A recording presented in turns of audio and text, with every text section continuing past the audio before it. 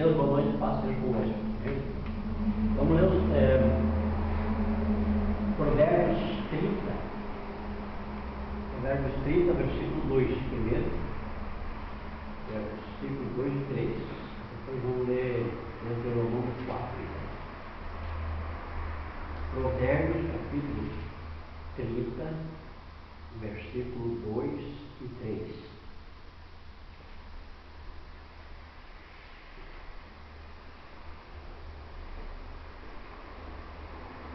Sou o mais tolo dos homens, não tenho entendimento de um ser humano, não aprendi sabedoria, nem tenho conhecimento do santo.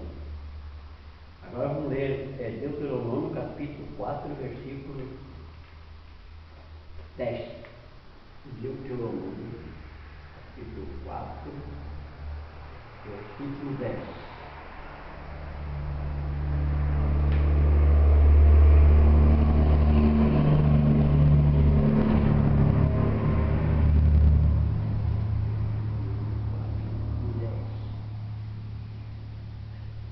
Lembre-se do dia em que vocês estiveram diante do Senhor, o seu Deus, em Horebe, quando o Senhor me disse: reúna o povo diante de mim para ouvir as minhas palavras, a fim de que aprendam a me temer enquanto viverem sobre a terra, e as ensinem a seus filhos.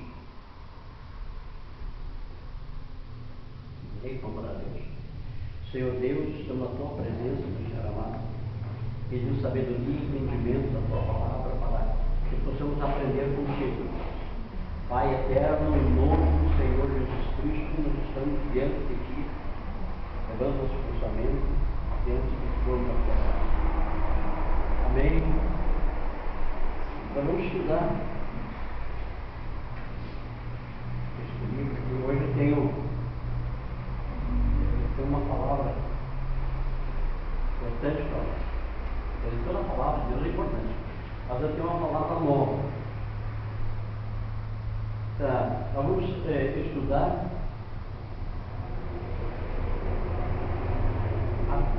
o que é a Bíblia.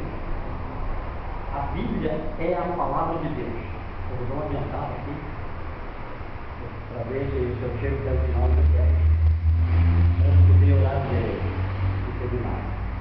A Bíblia foi escrita por diferentes homens durante um longo período de tempo.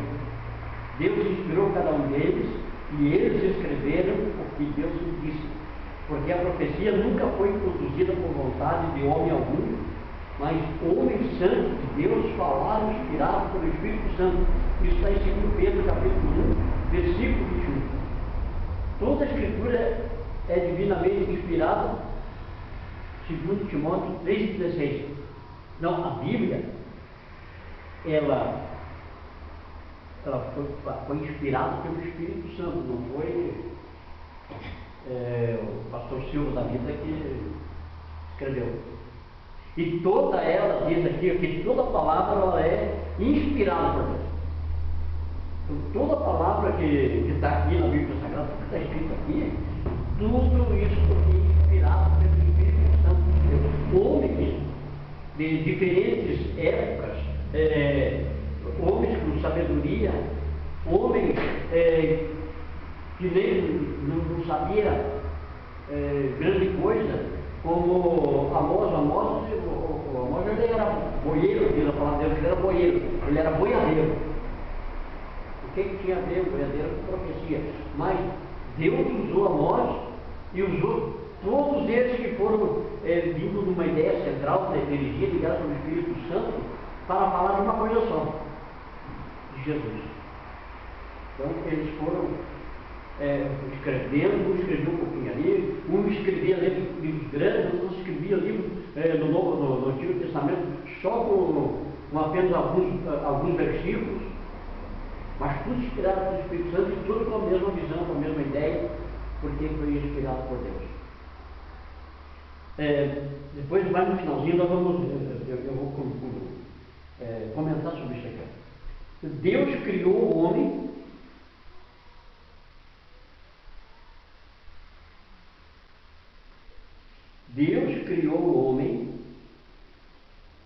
conhece perfeitamente o homem e suas necessidades.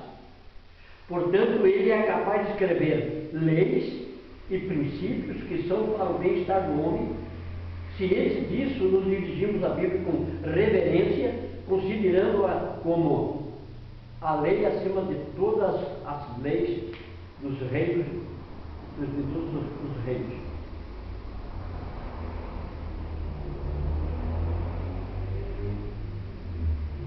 Eu pensei que estava no início aqui, calma, no início mesmo. Aqui, que Deus criou o homem, conhece perfeitamente o homem e suas necessidades. Portanto, ele é capaz de escrever leis e princípios que estão para o bem-estar do homem. Então, Deus criou o homem. Isso nós já sabemos. O que está escrito aqui em capítulo 1 do Gênesis, capítulo 1, versículo 1, que diz assim, ó, em hebraico diz, Bereshit bara Elohim. Bereshit bara Elohim, ou Elohim. O que quer dizer Bereshit bara? Bereshit bara quer dizer, e criou, no princípio, criou Deus. No princípio, criou Deus. Criou. Porque Deus não fez, Deus não faz nada. Deus não faz. Quem faz é nós. Nós é que fizemos. Faz o almoço, até faz costura, a irmã lá faz os seus deveres da casa. Mas Deus cria, isso aqui, Bereshit bara quer dizer, criou. Deus criou o homem, Deus não fez o homem, Deus criou o homem. Quem faz é nós. Deus cria, tira do nada, do que não tem, do que não existe, e Deus faz. Ele cria, perdão, ele cria, ele criou. Bereshit bara Elohim et Haret Det Haret. E o que quer dizer? No princípio criou Deus os céus e a terra. Então Deus cria. Ele criou o homem do pó da terra. Então Deus, ele pensou no seu coração que ele tinha um plano para essa terra, e esse plano consistia em pôr alguém para viver aqui. E ele se inspirou, ele disse, com quem nós vamos fazer parecido com o homem? Ele se inspirou, olhando para eles, ele disse assim, o próprio céu, ele disse assim, façamos o homem a nossa imagem e a nossa semelhança. Então Deus se inspirou no céu.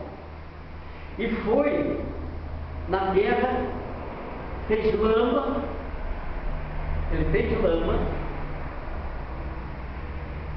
e pegou um pouco da lama, pegou um pouco do céu, pegou um pouco dele mesmo e criou o homem. Então ele soprou no homem e disse, agora o homem é um ser vivente. Agora o homem é uma alma vivente, não sei, uma alma vivente. Soprou o espírito no nariz do homem. Mas esse homem, Deus, foi lá no Éden, no jardim, no Éden, não é jardim do Éden, é jardim no Éden. Éden é o lugar da região, e o jardim estava dentro do Éden, não era jardim do, é no. Então ele colocou esse homem no jardim, dentro do Éden, e colocou a mulher lá também. E esse homem e essa mulher, eles tinham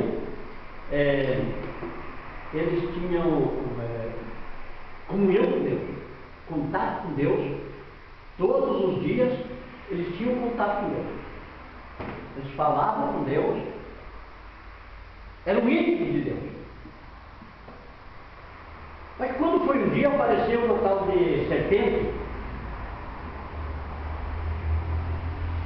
e essa serpente chegou e disse assim para Eva: Eva, eu sei que está sozinha aí, cadê o Adão? Adão, vamos sair daí, dar uma olhada.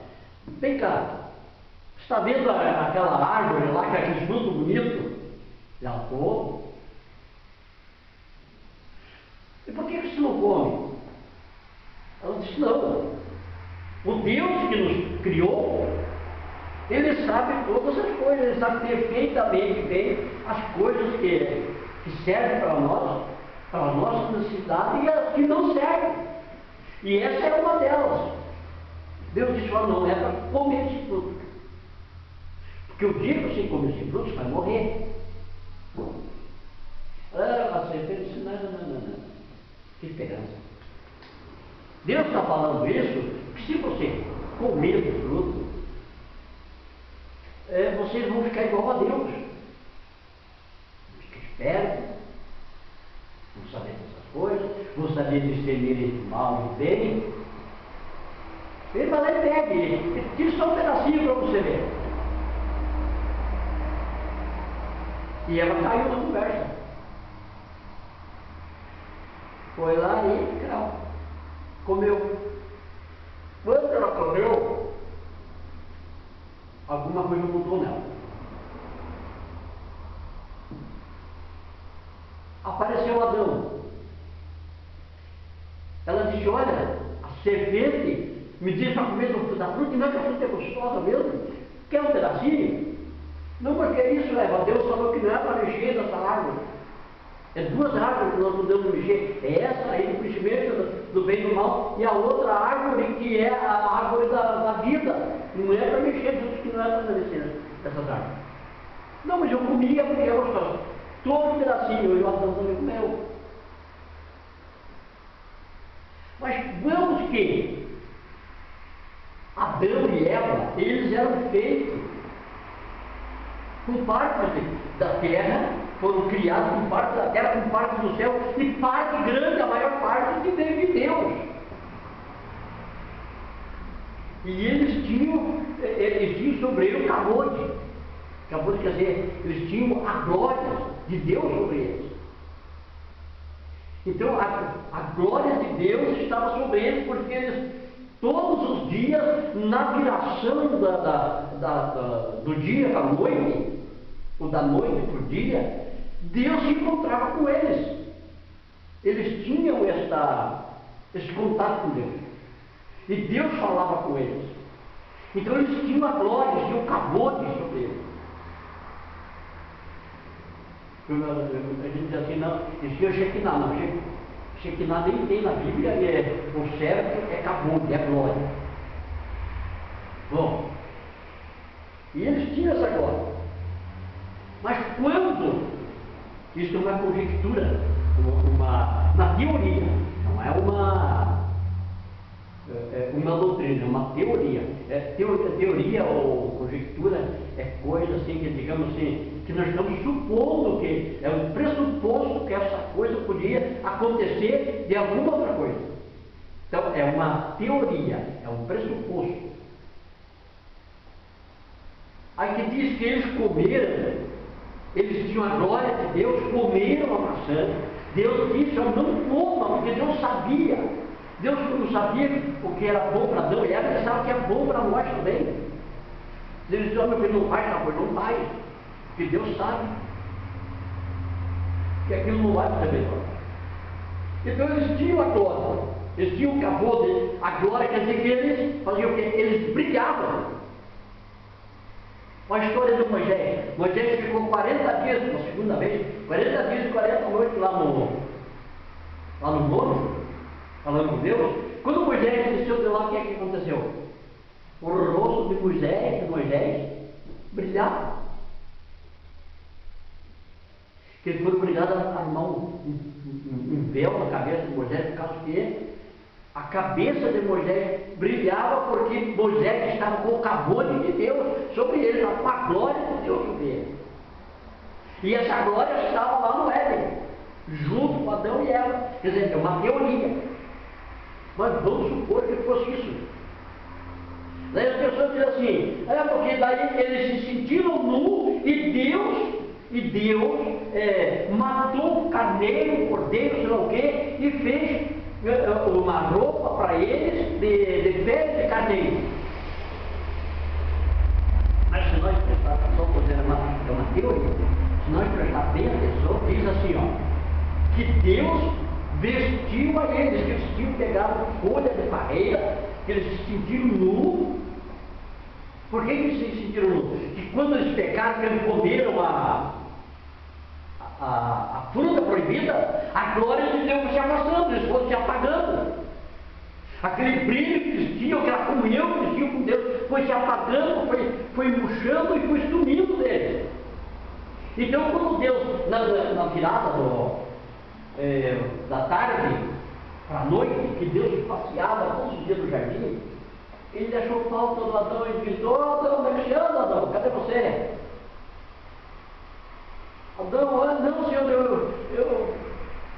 eu me escondi porque eu fiquei com medo do Senhor, porque eu estou nu. Quer dizer, eu não estou mais brilhando, eu não tenho mais comunhão contigo, eu não tenho mais luz. Aí, Deus diz, mas e por quem é que mostrou para vocês que vocês estão nus? A mulher, beleza, aí a mulher jogou com a costa, que nós não vamos dar nada. No mérito da coisa, jogou nas costas da serpente e Deus amaldiçoou a serpente. Morreu aí porque não é isso que nós vamos falar da glória, do cabote. Então dá. Mas daí Adão olhou para ele, não tinha mais glória, olhou para Eva, não tinha mais glória. O que é que Deus fez? Deus cobriu eles de pele. Eu li. Não é que seja verdade. Deus cobriu eles de pele. Porque eles não tinham a pele ainda. Eles brilhavam. Então veja, uma coisa foi séria. A coisa foi séria mesmo, que Deus foi obrigado a pôr uma cobertura sobre eles. Porque agora eles não tinham mais glória, agora não tinha mais nada, estava uma carne pura. Estava carne. É assim que acontece quando a pessoa sai da presença de Deus e fica aquela carne pura. Fica no bicho mesmo. E o que é preciso? Reconhecer que comeu da fruta, reconhecer que comeu, que fez coisa errada, para que Deus possa de novo nos cobrir, que o Espírito Santo possa nos revestir de novo. Para que aquela glória que nós tínhamos antes comece a brilhar de novo na presença de Deus. Então Deus sabe. Deus faz as leis. E Ele sabe o que é que nós precisamos. Se Ele diz assim, não vai, não vai. Por que não vai? Porque você vai perder a glória, você vai perder o brilho. E daí a coisa vai ser mais difícil.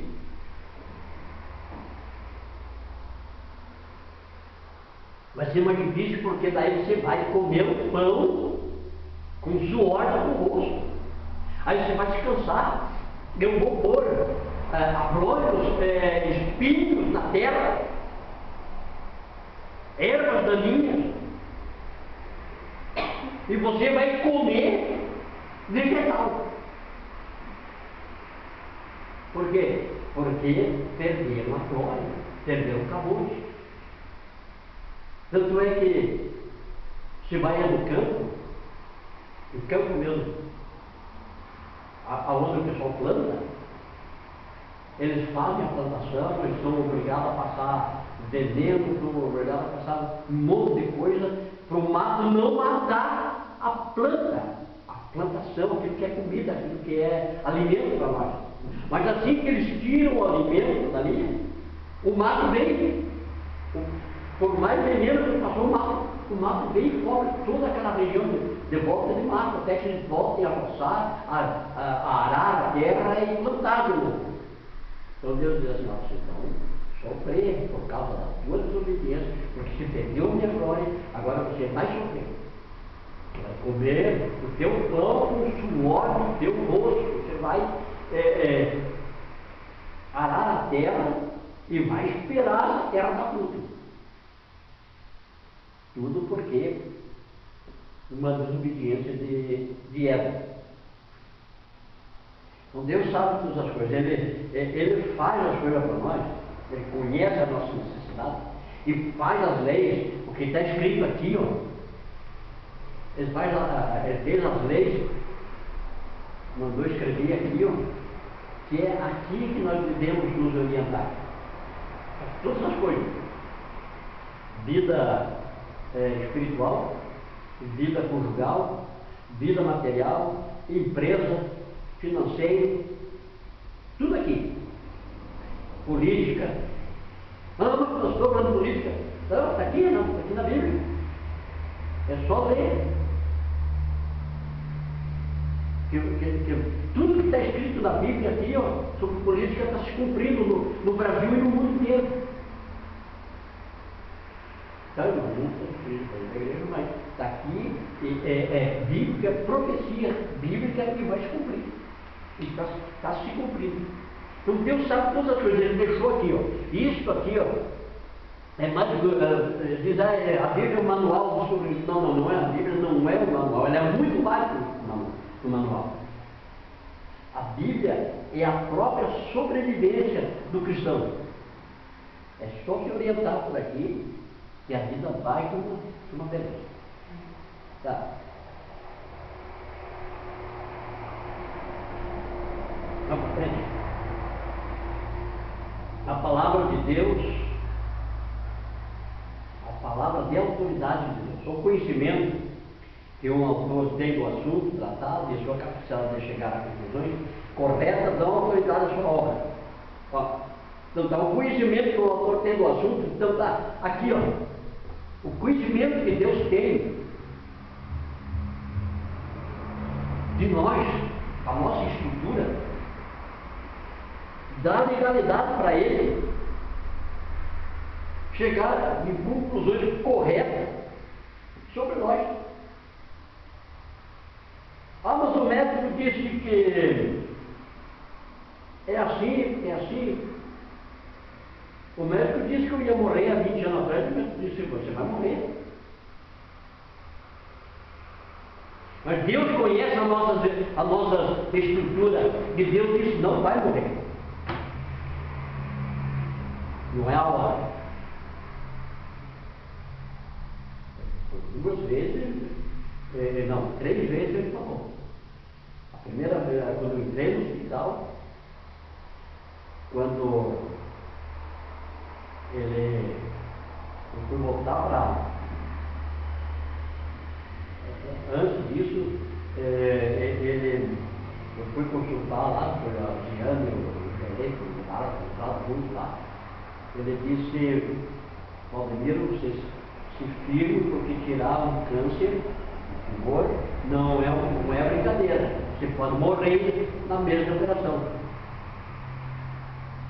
Falou para mim, no dia que foi para tirar o câncer, falou para a Rosa, se despedir de mim, ficar na mesma e vai procurar. Deus conhece a nossa estrutura, então Ele tem a legalidade de falar sobre nós, a autoridade de falar sobre a obra que Ele fez, que Ele criou, porque foi Ele que nos criou. Então Ele tem a legalidade de dizer assim, não vai morrer. Fiquei 3 meses com as tripas para o lado de fora, mas estou aqui, graças a Deus. Porque Deus conhece as minhas estruturas, conhece a tua estrutura.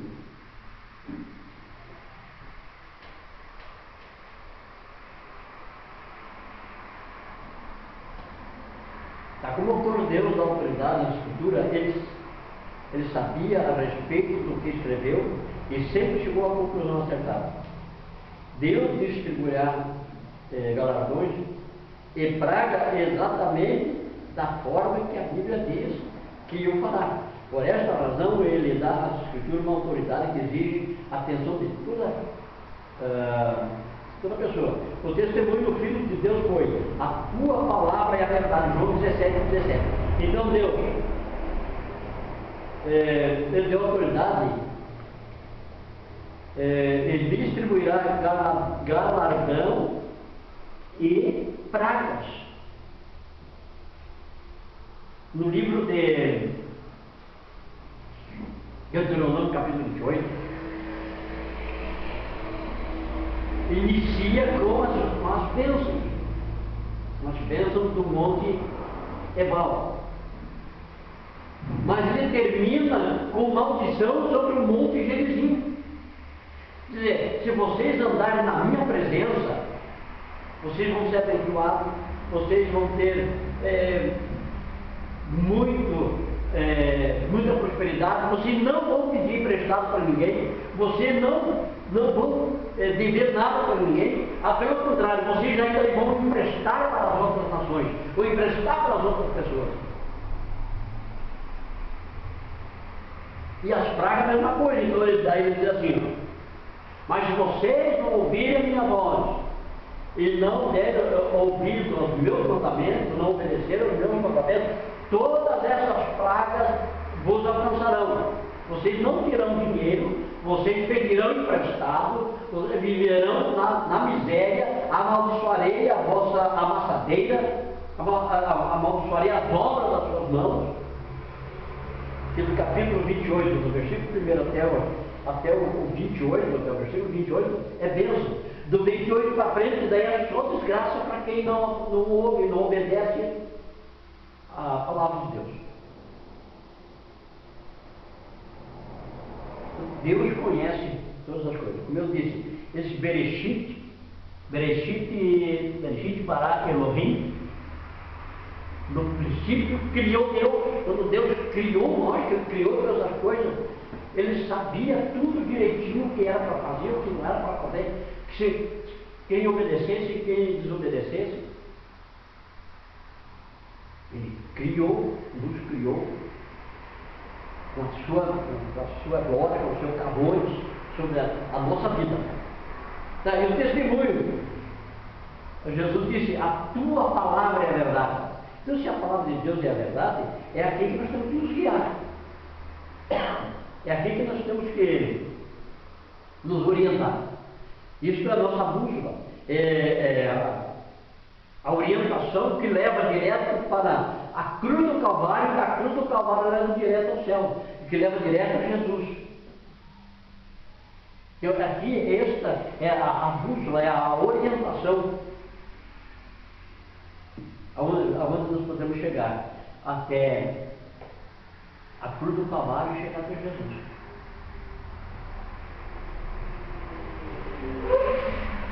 Entende? A palavra de Deus é vida. Porque a palavra de Deus é vida, eficaz e mais penetrante do que espada alguma de dois gumes. Penetra até a divisão da alma e do espírito e das juntas e medulas, e é apta para discernir os pensamentos e intenções do coração. Pois é, a palavra de Deus ela penetra tão fundo em nós que ela divide alma e espírito, e ela é capaz de discernir o que está dentro do nosso coração. Mas como assim? Algumas vezes eu fui à igreja quando eu era novo ainda. Eu era solteiro ainda. E chegava lá na igreja, a palavra vinha de certa forma direcionada para mim. Que no meio da igreja lá era grande, a igreja servia 400, 600 pessoas. A igreja servia 400, 600 pessoas sentadas. E aqui a palavra vinha direto para mim. E eu ficava tudo sem jeito, eu ficava agoniado, eu só não levantava e saía porque eu sentava quase na frente. Se eu sentasse lá atrás, eu teria saído, eu saía da igreja. Ia embora. Porque a palavra vinha direta para mim e falava tudo direitinho, o meu pensamento, o que eu estava fazendo, eu pensava comigo, mas algum fofoqueiro veio aqui fofocar para o pastor. Veio inventar conversa com o pastor aqui de mim. Não, é a palavra de Deus que ela é apta para discernir os pensamentos e as intenções do coração. Quantas vezes, meu Deus do céu, eu ficava, eu meio todo esse pastor, e às vezes eu achava que o pastor estava pregando olhando para mim. Digo, alguém contou da minha vida, pastor. É nada. O Espírito Santo de Deus, ele dirige a palavra para onde ela precisa. Talvez no meio daquelas quase 400 pessoas que estavam naquele dia, na igreja estava cheia, era estudo de manhã, a escola dominical, não estava cheia assim. Foi geralmente a palavra, geralmente para mim. Só para mim.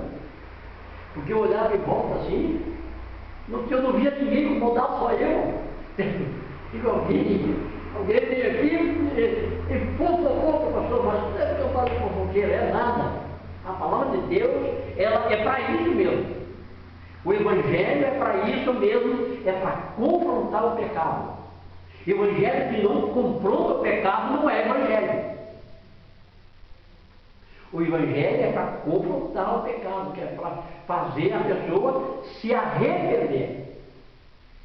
Fazer a pessoa voltar atrás.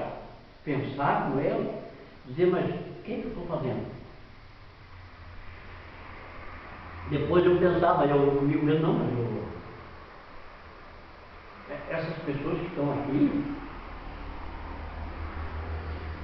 ninguém me conhece direito. Eu morava em Lages, na Cidade Alta. Lá da Cidade Alta até lá na igreja dá o quê? Uns 7 quilômetros? Mais?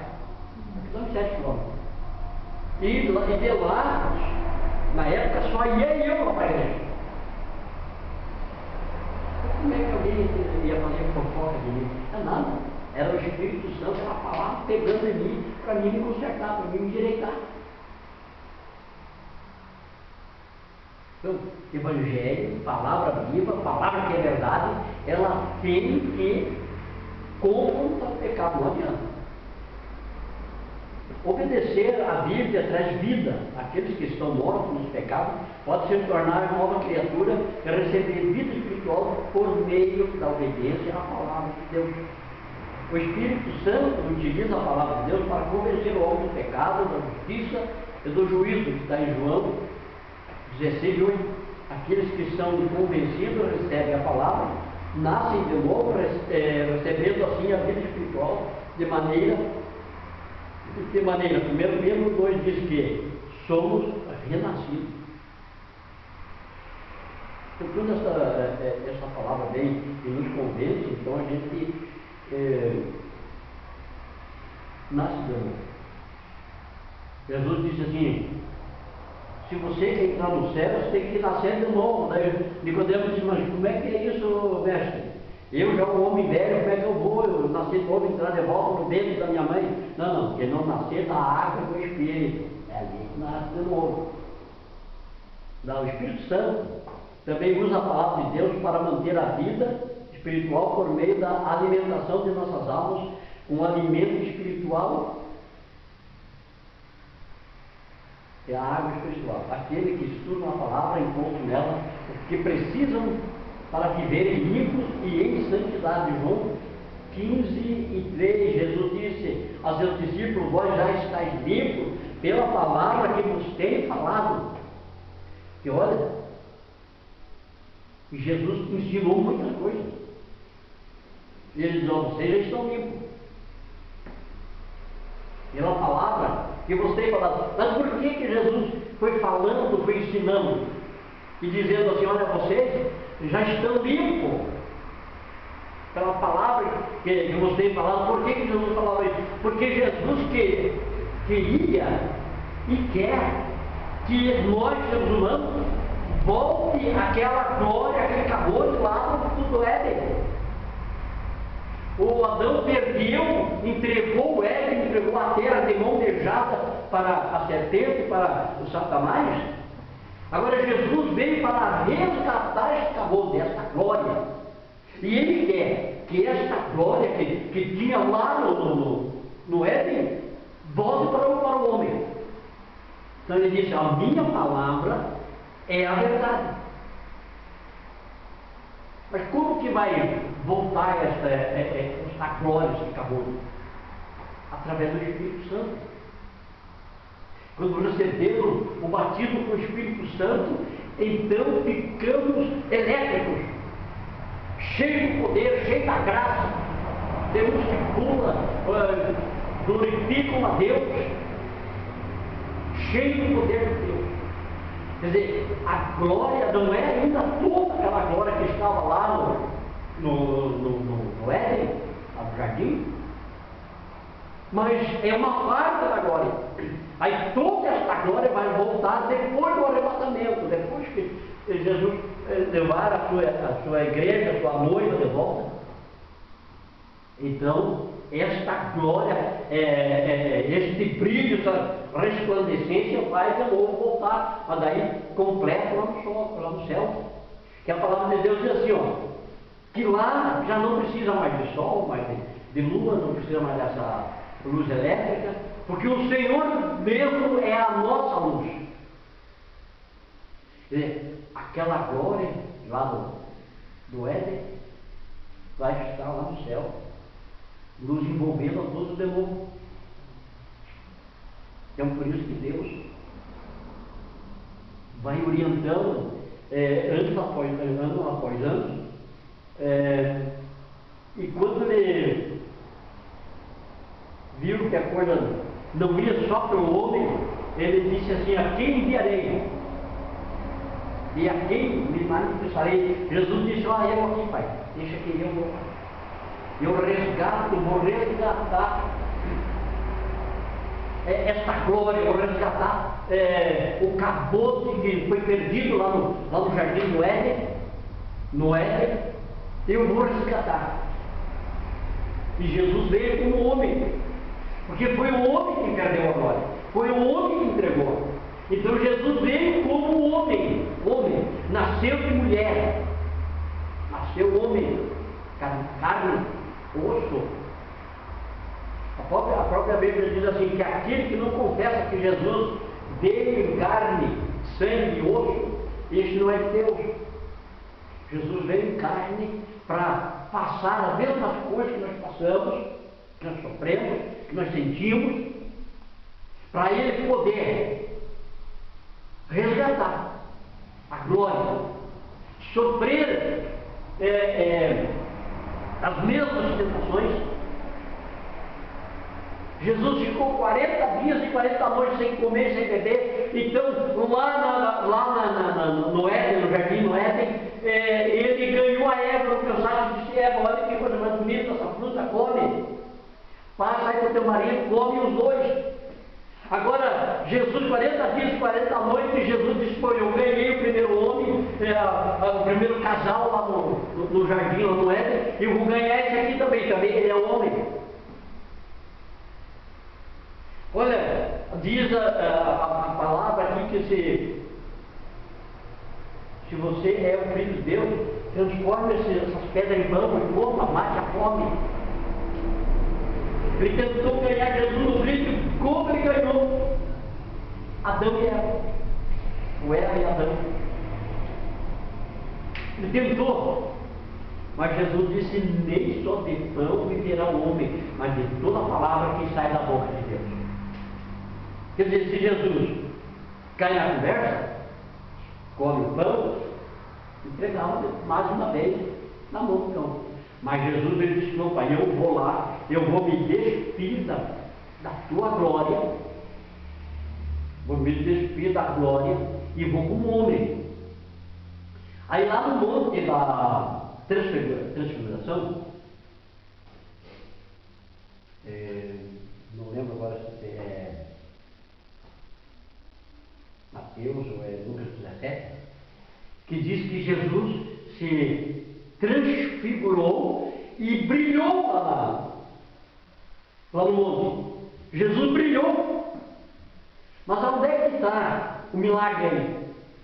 O milagre não é de Jesus brilhar, deixar transparecer a sua glória, o seu cabode. O milagre foi de ele segurar essa glória por 33 anos. Esse foi o milagre. Aí ele deixar transparecer, não. Ele é luz. O milagre é ele ter segurado por 33 anos sem revelar a glória de Deus para ninguém. Para mostrar que ele é o Filho de Deus.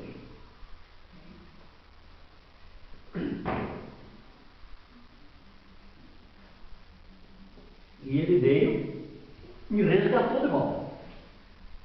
O primeiro Adão entregou a humanidade toda, a terra toda, nas mãos do inimigo. Mas o segundo Adão, que é Jesus, veio e resgatou. Tomou, isso aqui é a chave da morte. Está aqui, no inferno, está aqui na minha mão, não pega mais não. Tanto é que ele diz assim, João 8,51, eu sempre falo isso. E aquele que crê em Deus, aquele que crê em mim, de Jesus, jamais será morto. Quer dizer, a morte do crente, de Jesus Cristo, do cristão, não é a morte propriamente que vem buscar, é os anjos que vem buscar. Então, isso jamais será morto. Então, e Jesus resgatou para nós de volta a glória que tinha lá no Éden, junto com Adão e Eva, que todo dia eles dialogavam com Deus. E hoje, através de Jesus Cristo, nós podemos também entrar na presença de Deus todos os dias, falar com Deus, participar dessa glória e deixar que ela transpareça em nós essa glória, que ela, ao andarmos na rua, possam ver em nós a glória de Deus em nossas vidas.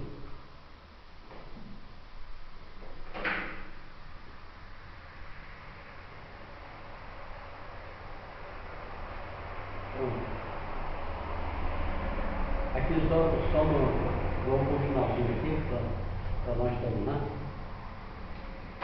No último dia seremos julgados conforme a nossa resposta à Bíblia. Se temos obedecido à Bíblia, Deus nos absolverá. Mas se a temos desobedecido, Deus nos condenará. Jesus disse: quem me rejeitar a mim e não receber as minhas palavras, já tem quem o julgue. A palavra que tenho pregado, essa há de julgar no último dia. João 12:48.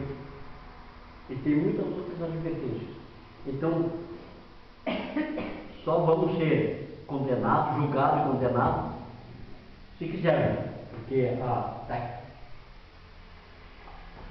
está aqui a nossa bússola, o nosso manual, que nos ensina todas as coisas. Se nós nos perdermos, é porque queremos.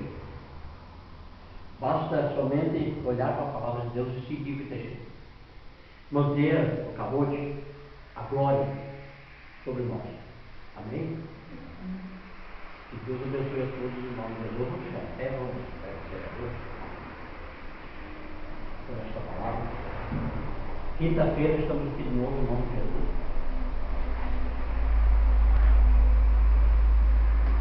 Senhor meu Deus, obrigado, Senhor amado, por esta noite, por esta palavra, que possamos, Senhor, absorver esta palavra em nossas vidas, fazer a tua vontade, Senhor.